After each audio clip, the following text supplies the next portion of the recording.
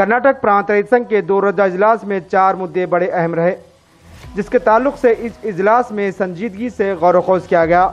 दिल्ली की सरहदों पर किसानों के 1 साल तवील एहतजाज के बाद गुज़श्ता बरस मोदी हुकूमत ने किसानों के मुताल्लिक 3 कानून वापस लिए। तहम इन्हीं कवानीन की रोशनी में कर्नाटक हुकूमत ने 4 काले कवानीन बनाए हैं। कर्नाटक प्रांत रहित संघ इन 4 काले कवानीन को वापस लेने का कर्नाटक हुकूमत से मुतालबा कर रहा है। गुलबर्गा में मेट्रो फंक्शन हॉल में रहित संघ के 2 रोजा इजलास में किसानों ने इन 4 कवानीन को फौरी असर के साथ वापस लेने का मुतालबा किया। कॉन्फ्रेंस के दौरान प्रेस कॉन्फ्रेंस से खिताब करते हुए कॉमरेड मोहम्मद जावेद हुसैन ने कहा कि इस 2 रोजा कॉन्फ्रेंस में रियासती हुकूमत पर दबाव बनाने और 4 कवानीन के खिलाफ एहतजाज की हिकमत अमली बनाने पर गौर खोज किया गया। देखिए, जो कर्नाटका प्रांत रहित संघ का 2 दिन का कॉन्फ्रेंस गुलबर्गा में चल रहा है, आज उसका सेकेंड डे है, लास्ट डे आज। और यहाँ पे जो अभी आप कानूनों के नाम लिए और जिस तरीके से आप अभी बताए, जो बीजेपी सेंट्रल गवर्नमेंट जो 3 कानून पास करी थी और किसान आंदोलन के बाद जो कानून वापस लेने पे मजबूर हो गई थी, उसी 3 कानून का हिस्सा जो स्टेट गवर्नमेंट बनाई है, जिसके आप नाम लिए अभी, Karnataka land reform act, anti cattle slaughter act, APMC act और इलेक्ट्रिसिटी पावर डिस्ट्रीब्यूशन। ये कानून नहीं है, बल्कि हम ये कहेंगे कि ये जो है कॉरपोरेट कम्युनल क्रिमिनल नेक्सस को प्रोटेक्शन करने के कानून है। ये CCC कानून है, यानी कि कम्युनल कॉरपोरेट क्रिमिनल नेक्सस, ये क्रिमिनल एक्ट्स को प्रोटेक्ट करने के लिए जो कानून बनाई है बीजेपी गवर्नमेंट, डबल इंजन सरकार, वो उसको नाम दी है। जैसे कि कर्नाटका में लैंड रिफॉर्म एक्ट बोलिए, APMC एक्ट बोलिए, कर्नाटका इलेक्ट्रिसिटी डिस्ट्रीब्यूशन एक्ट बोलिए या एंटी कैटल स्लॉटर एक्ट बोलिए। अब ये देखिए आप, एंटी कैटल स्लॉटर एक्ट उनको 2 तरीके से काम करता है। बीजेपी गवर्नमेंट जो बैठी है, इसको 2 तरीके से काम करता है। पहली चीज़ तो ये कि उनका जो कम्युनल एजेंडा है, कम्युनल पोलराइजेशन पॉलिटिक्स का जो एजेंडा है, उसके लिए एक उनको ये फार्मूला देता है, या एक उनको एक ये बोलिए कि भाई एक उनका एजेंडा सेट करता है कि इलेक्शन के लिए क्या करना है, किस तरीके से इलेक्शन लड़ा जाए। वो कम्युनल पॉलिटिक्स को करने के लिए ये एंटी कैटल स्लॉटर एक्ट है, डिवाइसिव पॉलिटिक्स के लिए। अगर ये गवर्नमेंट इतना एंटी कैटल स्लॉटर एक्ट जो बनाई है, अगर इतनी सीरियस होती है कैटल प्रोटेक्शन के लिए, तो ये निकम्मी बीजेपी सरकार को सबसे पहले इंडिया से होने वाला बीफ एक्सपोर्ट बंद करना चाहिए, जो कि आज वर्ल्ड में टॉप बीफ प्रोड्यूसर बन गए हैं, बीफ एक्सपोर्टर बने हैं। खुद गोश्त खा रही बीजेपी गवर्नमेंट, जिसको हम बीफ जनता पार्टी कहेंगे, लेकिन ये कहती है कि भाई आदिवासी, दलित, माइनॉरिटीज़ को बीफ खाने से रोका जाए और एंटी कैटल स्लॉटर एक्ट लाया जाए। इसका इम्पैक्ट मीट ईटर्स पे, बीफ ईटर्स पे जो होगा सो होगा, लेकिन इसका लार्जर इम्पैक्ट जो है रूरल इकोनॉमी पे है, ग्रामीण इकोनॉमी पे है, ग्रामीण अर्थव्यवस्था के ऊपर ये बड़ा हमला है। क्योंकि एंटी कैटल स्लॉटर एक्ट ये सीधे असर करता है किसानों को, लैंडलेस एग्रीकल्चर वर्कर्स को, डेयरी फार्मर्स को। क्योंकि जो जानवर दूध देना बंद करे, उसको डेयरी फार्मर मेंटेन नहीं कर सकते, उनको इकोनॉमिक लॉस होगा।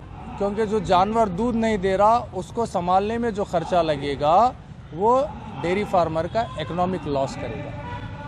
उसी तरीके से जो किसान जानवर पालते हैं या उन्होंने अपने खेत के लिए बैल हल चलाने वगैरह जो लेते हैं, मान लीजिए कोई बैल का कोई हादसे में कुछ हो के पैर वगैरह टूट जाता है, तो वो किसान को बैल दूसरा लेना पड़ेगा।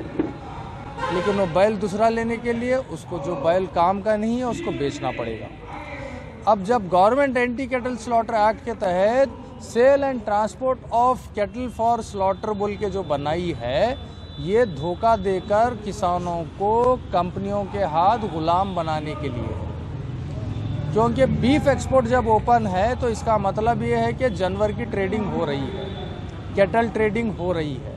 ये कानून का सिर्फ एक ही मकसद है यहाँ के जो छोटे कारोबारी हैं, जो बीफ ट्रेडर्स हैं, जो कैटल ट्रेडर्स हैं, उनको हटाकर जो कंपनियों को कंपटीशन, जो एक्सपोर्टर्स, बीफ एक्सपोर्टर्स जो हैं, जो मोदी गवर्नमेंट को चंदा देने वाले, डोनेशन देने वाले जो बीफ एक्सपोर्टर्स हैं, उनको प्रोटेक्ट करने के लिए और ये सारे जानवर कॉरपोरेट कंपनीज के हाथ में देने के लिए लोकल मीट ट्रेडर्स को और कैटल ट्रेडर्स को रोकने के लिए एंटी कैटल स्लॉटर एक्ट बनाया गया। क्योंकि अगर कंपटीशन होगा तो प्राइस बढ़ेगी, कीमत बढ़ेगी। अब कॉरपोरेट कंपनीज और लोकल मीट ट्रेडर्स या बोलिए कैटल ट्रेडर्स के बीच जब कंपटीशन की बात है तो कीमत जो ज़्यादा देगा किसान उसको जानवर देगा या डेयरी फार्मर उसको जानवर देगा। लेकिन अब जब यहाँ लोकल ख़रीदारी नहीं रहेंगे तो किसान या डेयरी फार्मर जानवर किसको देगा? वो मजबूरी में जाएगा कॉरपोरेट कंपनीज के पास अपना जानवर बेचने के लिए। अब मार्केट में कोई दूसरा ख़रीदारी नहीं है तो क्या होगा? जो 12 से 15 हज़ार में बिकने वाला जानवर किसान का, कॉरपोरेट कंपनी बोलेगी 2000 देंगे, 1000 रुपया देंगे, जानवर देना है दे, या नहीं तो जेल जाएगा, क्योंकि गवर्नमेंट ऑलरेडी कानून बना के रखी है। तो इसके लिए हम कहते हैं ये कानून नहीं बनाई है गवर्नमेंट, बल्कि कम्युनल कॉरपोरेट क्रिमिनल नेक्सस को प्रोटेक्ट करने के लिए ये कानून बनाए गए हैं। उसी तरीके से APMC एक्ट का भी वही नतीजा है। जो अड़ती बैठे हैं, ये अड़तियों के हाथ से कारोबार ख़त्म करके कॉरपोरेट कंपनीज को जो परमिशन दिया गया है अपनी APMC मार्केट के नाम से अपने वेयर हाउस खोलने का, किसानों का अनाज जो आएगा अब वो APMC मार्केट नहीं आएगा, कोई भी एक राह चलता व्यापारी बन के किसानों से माल लूट के जा सकता है। क्योंकि APMC यार्ड जहाँ पे है वहाँ पे जो है जनरेशन टू जनरेशन जो ट्रेडर्स बैठते आए हैं, जो कि एक उनका रिलेशन बना हुआ है किसानों के साथ, जो वक्त की ज़रूरत के हिसाब से किसानों को जो इकोनॉमिक सपोर्ट भी देते हैं, कुछ एडवांस देकर वो देकर, ये किसानों को मिलने वाली इकोनॉमिक राहत जो होती है ये भी APMC एक्ट आने से ख़त्म होगी। और साथ ही साथ APMC के ट्रेडर्स जो हैं ये भी ख़त्म होंगे। सारा अनाज का कारोबार ये जाएगा कॉरपोरेट कंपनीज के हाथ में। अब आप देखिएगा कॉरपोरेट कंपनीज के खुद के रिटेल चेन अवेलेबल हैं, ये सारा हिंदुस्तान जानता है। आप भले ऑनलाइन लीजिए या आप जैसे बिग बाज़ार लीजिए या जियो रिटेल लीजिए या ऐसे जो फ्यूचर रिटेल्स वगैरह जो रिटेल्स खुले हैं, ये सारे रिटेल सेगमेंट भी कॉरपोरेट कंपनीज के हैं। तो अब आप देखिएगा जो किसान के पास से अनाज उगेगा, APMC मार्केट तो है नहीं, APMC मार्केट नहीं रहने से किसान का अनाज वो जाएगा कॉरपोरेट कंपनीज के हाथ में। उनके खुद के रिटेल चेन अवेलेबल हैं, तो जो एरिया में जो किराना शॉप्स हैं, जो ग्रॉसरी स्टोर्स हैं, इनको अनाज नहीं मिलेगा कारोबार करने के लिए, क्योंकि कोई भी कंपनी कंपटीशन नहीं चाहती। ये क्या होगा, जाके ब्लैक मार्केटिंग के कॉन्सेप्ट को लीगलाइज करने का, ये क्रिमिनल एक्ट को लीगलाइज करी है गवर्नमेंट। उसी तरीके से कर्नाटका लैंड रिफॉर्म एक्ट जो है, ये इसमें सीधे खुले तौर पे लिखा गया है कि किसान अपनी ज़मीन कॉरपोरेट कंपनीज को दे दें। ये दबे हुए अल्फाज में ये हम इसलिए कह रहे हैं कि सेंट्रल गवर्नमेंट के जो 3 कानून थे जो किसान आंदोलन से वापस लिए गए, जो कि फर्स्ट कानून था farmers empowerment and protection act, ये कानून जो वापस हुआ है उसी में का एक हिस्सा है कर्नाटका लैंड रिफॉर्म एक्ट।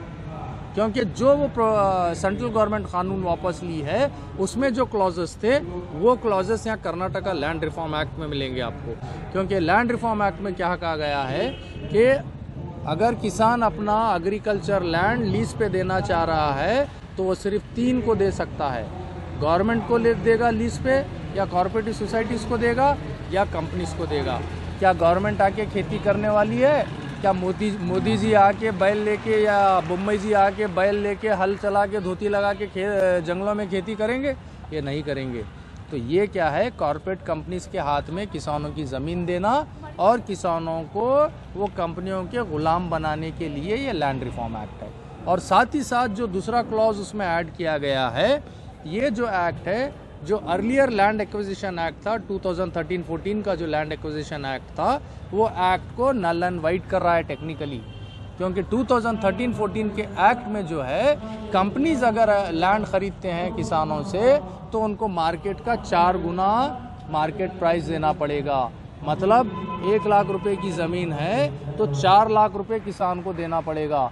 लेकिन अभी जो ये डबल इंजन की कम्युनल कॉर्पोरेट नेक्सस क्रिमिनल सरकार जो बीजेपी सेंट्रल और स्टेट गवर्नमेंट बैठी है, जो कर्नाटका लैंड रिफॉर्म एक्ट जो पास करी है, उसमें ये कहा गया है कि अभी यहाँ पे कॉम्पिटिटिव प्राइसिंग होगी, मतलब किसान की ज़मीन हराज होगी। अब पहले जो था कानून उसमें बाइंडिंग था, कंपनीज को बंधा गया था, आकर अगर किसान की ज़मीन लेते हैं तो 1 लाख रुपए एकड़ वाली ज़मीन को ये जो कंपनीज लेंगे 4 लाख रुपया देना पड़ेगा।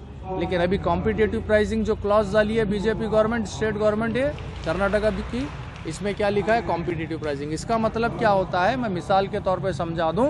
अगर किसान अपनी ज़मीन की कीमत 1 लाख रुपए एकड़ है, वो 1 लाख रुपए बोलता है, तो आपको मान लीजिए गांव का कोई, शहर का कोई खेती लेना चाह रहा है, खेत की ज़मीन लेना चाह रहा है, तो वो क्या करेगा भाई, खुशी के लिए चलो अपनी ज़मीन खरीदना है, लाख की ज़मीन 1.25 लाख बोलेगा, 1.5 लाख बोलेगा। लेकिन कॉर्पोरेट कंपनीज क्या करेंगे? 2 लाख बोलेंगे, क्योंकि कॉम्पिटिटिव प्राइसिंग है। तो किसान किसको ज़मीन देगा? 2 लाख जो बोला है उसको देगा। लेकिन पुराने कानून के हिसाब से किसान को कितने मिलने चाहिए कंपनी ज़मीन लेने से? 4 लाख। तो किसान का कितना नुकसान?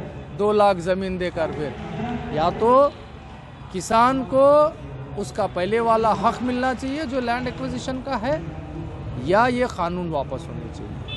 और जो तीसरा इलेक्ट्रिसिटी अमेंडमेंट एक्ट का जो बात है, चौथा जो इलेक्ट्रिसिटी अमेंडमेंट एक्ट की जो बात है, ये एक्ट आप अच्छे से हर इंसान को समझना है। जो कोई अपने घर में बिजली जलाता है, लाइट जलाता है, टीवी, फ्रिज, जो भी बोल लीजिए आप लाइट, ये हर इंसान को ये कानून को समझना ज़रूरी है। क्योंकि अभी पिछले महीने कर्नाटका के additional chief secretary electricity power department का बयान है, और साथ ही साथ कर्नाटका के पावर मिनिस्टर का बयान है कि कर्नाटका में अभी घरों को प्रीपेड स्मार्ट मीटर्स लगाए जाएंगे। इससे होगा क्या? पहले मैं डोमेस्टिक यूजेज का बता दूं, उसके बाद एग्रीकल्चर सेक्टर को ये एक्ट का क्या असर होगा, क्या नुकसान होंगे किसान को, ये 2 हिस्सों में बताता हूं। ये जो एक्ट है प्रीपेड स्मार्ट मीटर्स का मतलब जो होता है कि आप हर महीना एडवांस में इलेक्ट्रिसिटी बिल पे करेंगे। यानी कि आप जो अभी तक इलेक्ट्रिसिटी इस्तेमाल करते हैं और महीने के आखिर में जब बिल आता है तब आप जो बिल भरते हैं, अभी वो नहीं होगा। जैसे आप मोबाइल एडवांस में रिचार्ज करते हैं, वैसे ही अभी इलेक्ट्रिसिटी भी आप एडवांस में रिचार्ज करेंगे। अगर एडवांस में रिचार्ज करते हैं, रिचार्ज खत्म होता है, तब क्या होगा? तो अब वहाँ पे आप अंधेरे में रहेंगे। क्यों? क्योंकि उसका सीधा सा है, अगर अभी जो मौजूदा सिस्टम है इसमें आप 2-4 दिन 8 दिन डिले करके लाइट का बिल भरते हैं तो आपके लाइट की घर की लाइट कटती नहीं है। लेकिन जब प्रीपेड मीटर्स आएंगे, जैसे ही चार्ज खत्म वैसे आपके घर का अंधेरा शुरू। ये तो हो गया डोमेस्टिक के लिए असर। तीसरे, इसका जो किसानों के लिए जो इम्पैक्ट है, ये किसानों का जो अभी 4 से 5 घंटे जो फ्री इलेक्ट्रिसिटी मिलती है, ये इलेक्ट्रिसिटी सप्लाई किसानों को फ्री जो मिल रही है, बंद करने के लिए जो कानून लाया गया है उसका नाम है Karnataka electricity power distribution bill. क्योंकि इसमें अभी मिनिस्टर खुद जो अपना इलेक्ट्रिसिटी पावर मिनिस्टर है कर्नाटका का, वो मिनिस्टर का बयान है कि जो बड़े किसान हैं अपने तौर पे फ्री इलेक्ट्रिसिटी लेना बंद करें। मतलब क्या है कि आप अपने तौर पे बंद कर लें, नहीं तो हम खुद बंद कर देंगे। ये ऐलान किया है बीजेपी का मिनिस्टर। तो ये हम इसीलिए कह रहे हैं, ये विरोधी, देश विरोधी, कारोबारी विरोधी नीति बनाने वाली बीजेपी सरकार ये सिर्फ जन विरोधी नहीं है बल्कि देश विरोधी है। ये देश से गद्दारी करने वाले कॉर्पोरेट कम्युनल क्रिमिनल नेक्सस के जो कानून पास करी है, ये सारे कानून वापस होना है। ये जब तक कानून वापस नहीं होंगे, आज ये वही एजेंडा के ऊपर, यही कानूनों के ऊपर 2 दिन का कॉन्फ्रेंस चला है। यहाँ से अभी स्टेट कॉन्फ्रेंस होगा अगले महीने, उसके बाद नेशनल कॉन्फ्रेंस होगी। सारी रणनीति बनाकर जिस तरीके से किसान आंदोलन चला, जिस तरीके से बीजेपी हुकूमत को घुटने टेकने पे मजबूर किया, अभी हालत ये करेंगे, नो वोट टू बीजेपी। किसान ये थीम लेकर हर गांव, हर देहात, हर विलेज जाकर नो वोट टू बीजेपी बोलकर अपना आर्थिक सिक्योरिटी, इकोनॉमिक सिक्योरिटी के लिए, सोशल सिक्योरिटी के लिए काम करेंगे। और साथ ही साथ एंटी कैटल स्लॉटर एक्ट के तहत और एक चीज़ बता दूं, अभी हालिया में कुछ केसेस देखने मिले हैं गुलबर्गा में भी, कि जो लेदर ट्रांसपोर्ट होता है वो लेदर के गाड़ियों को कुछ पुलिस वाले और गौ विजिलेंटे जो गौरक्षक बोले जाते हैं, जो रात के क्रिमिनल दिन के गौरक्षक बने, जिन्हें मोदी जी ने खुद कहा है कि ये गौरक्षक नहीं है, रात के क्रिमिनल है और दिन में गौरक्षक करते हैं। ऐसे क्रिमिनल्स और पुलिस मिलकर जो लेदर के जाने वाले गाड़ियों को रोक रही है, ये गैर कानूनी है, क्योंकि कोई कानून में नहीं लिखा है कि लेदर की जाती हुई गाड़ी गैर कानूनी है, उसको रोकना चाहिए। इसके लिए ऑलरेडी इलाहाबाद हाई कोर्ट का ऑर्डर भी है कि nobody can stop the vehicles transporting leather. जो चमड़े की गाड़ी जा रहे हैं उसको कोई रोक नहीं सकता है। अगर गुलबर्गा में फिर से ऐसी कोई हरकत करेगी पुलिस या गौरक्षक करेंगे तो कर्नाटका प्रांत रहित संघ, किसान सभा और एग्रीकल्चर वर्कर्स कृषि कुलीकार संगठन पूरा गुलबर्गा डिस्ट्रिक्ट में फिर ऐसे आंदोलन खड़ा करेंगे कि जहां होगा, चाहे एडमिनिस्ट्रेशन हो या जो एरिया के रोकने वाले कंसर्ट ऑफिशियल्स हो, उनके ऑफिसों के आगे धरना होगा और उनका घेराव करेंगे। Thank you.